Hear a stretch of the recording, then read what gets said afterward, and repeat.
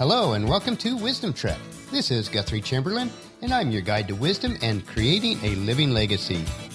Thank you for joining us for our 7-day-a-week, 7 Minutes of Wisdom podcast. This is day 91 of our trek. Yesterday we finished exploring the trail of our 10 waypoints on making wise decisions. For the next few days we will consider what it means to hike with a limp. We are recording our podcast from our studios at the Big House in Marietta, Ohio.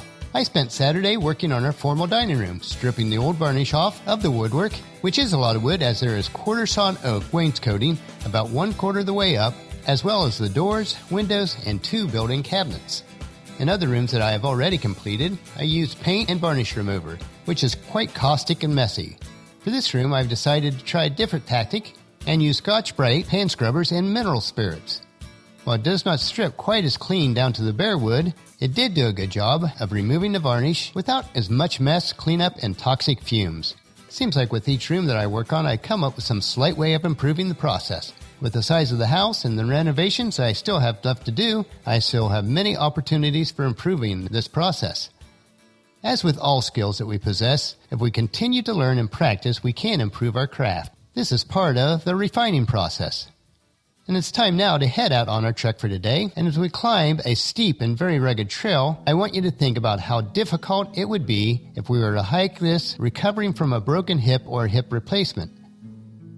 I have a few friends that have gone through this painful surgery and recovery, some even within our Wisdom Trek team that travels with us each day. And while I haven't personally experienced hip issues, from my understanding, it leaves many with a permanent limp and a pain that never fully goes away. Now, all of us go through our trials and tribulations in life that can leave us with a limp that affects us throughout our lives. This can be a very humbling and refining process for us. From a figurative standpoint, ask yourself, what has caused me to limp, and what have I learned from it? Has this situation changed who I am? There is a saying that I've heard that we should never trust a leader who doesn't walk with a limp. Now, the saying originates from the story at the start of the nation of Israel as recorded in the Bible in the book of Genesis, chapter 32, verse 22 through 32, where Jacob, the grandson of Abraham, the son of Isaac, wrestles with God. And this is the story. During the night, Jacob got up and took his 2 wives, his 2 servant wives, and his 11 sons, and crossed the Jabbok River with them. After taking them to the other side, he sent over all of his possessions. This left Jacob all alone in the camp, and a man came and wrestled with him until the dawn began to break. When the man saw that he could not win this match, he touched Jacob's hip and wrenched it out of the socket. Then the man said, "Let me go, for the dawn is breaking." But Jacob said, "I will not let you go unless you bless me." "What is your name?" the man asked. He replied, "Jacob." "Your name will no longer be Jacob," the man told him. "From now on you will be called Israel, for you have fought with God and with men and have won." "Please tell me your name," Jacob said. "Why do you want to know my name?" the man replied. Then he blessed Jacob there. And Jacob called the place Peniel, which means face of God. For he said, "I have seen God face to face, yet my life has been spared." The sun was rising as Jacob left Peniel, and he was limping because of his injury to his hip. Even today, the people of Israel don't eat the tendon near the hip socket because of what happened that night when a man strained the tendon of Jacob's hip. What we see at the end of Jacob's all-night struggle, God touched the socket of his hip and damaged it so that from that time forward, Jacob always walked with a limp. This encounter with God changed him in other ways too. He got a new name. He moved on to a new phase in his life and was now fit to lead a new nation that exists to this very day. There is a remarkable quality that can come from the lives of people after they have wrestled with God or with life's issues, and the resulting limp is a sign to themselves and to others that God has humbled them. Now, we have some pithy little statements that we like to throw around, like, when life sends you lemons, make lemonade. It makes tough times seem so easy, but life isn't so simple, as you know, and lightweight phrases do little to recognize the challenges that we actually wrestle with. Now, I was personally on the wrestling team in high school, and I understand firsthand how strenuous and difficult physical wrestling can be. It requires a lot of discipline, sacrifice, for we're burning off fat and promoting muscle growth to gain the strength and the focus which is required to become refined enough to be victorious. And I have to say, Paula and I have had to wrestle with some of life's issues also, in the form of a business loss, financial downturns at times, death of loved ones who were very close to us, and moving for work purposes, and these are things that we had never have chosen for ourselves. All of these experiences and others have been a refining fire in our lives to burn off that which was impure so that the fine gold could become evident. And we realize that there may be other times of such trials in our future.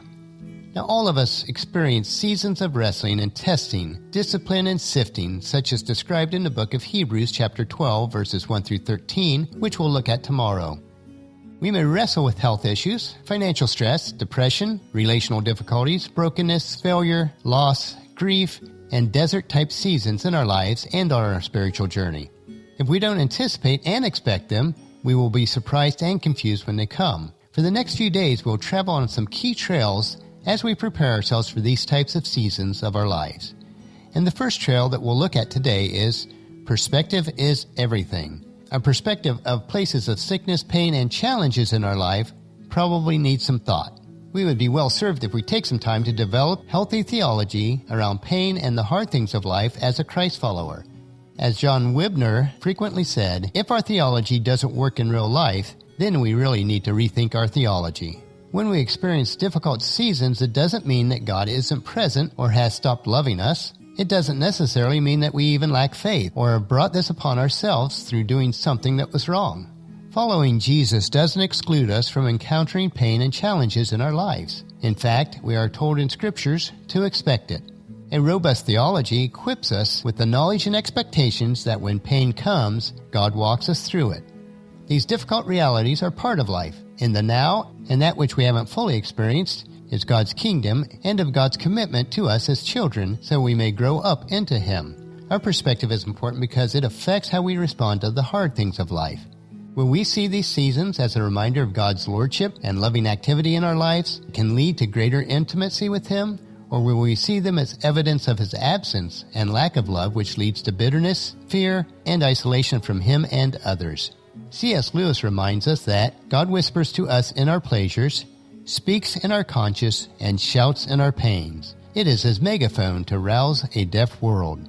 Pain and suffering can help put things in perspective, value what is truly valuable, and be a transformative tool in God's hands. We have barely scratched the surface of our trek that we've embarked on today, but that is the end of the trail for today, so come along with us on our hike tomorrow for another day of Wisdom Trek, Creating a Legacy.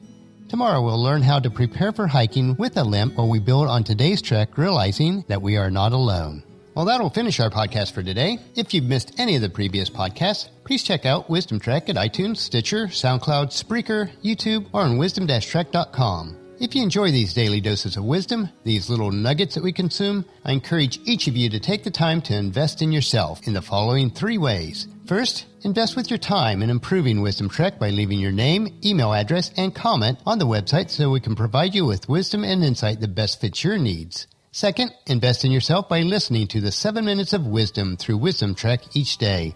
And third, invest in the lives of others by sharing with your family and friends, either in person or online, to journey with us on our Wisdom Trek. The journal for today's podcast can be found at wisdom-trek.com, where we also have pictures, tweetable quotes, wisdom nuggets, and free resources. Thank you for allowing me to be your guide, your mentor, but most importantly, your friend, as I serve you through the Wisdom Trek podcast and journals each day. As we take this trek together, let us always live abundantly or fully, love unconditionally, listen intentionally, learn continuously, lend to others generously, lead with integrity, and leave a living legacy each day. This is Guthrie Chamberlain, reminding you to keep moving forward, enjoy your journey, and to create a great day every day. See you tomorrow.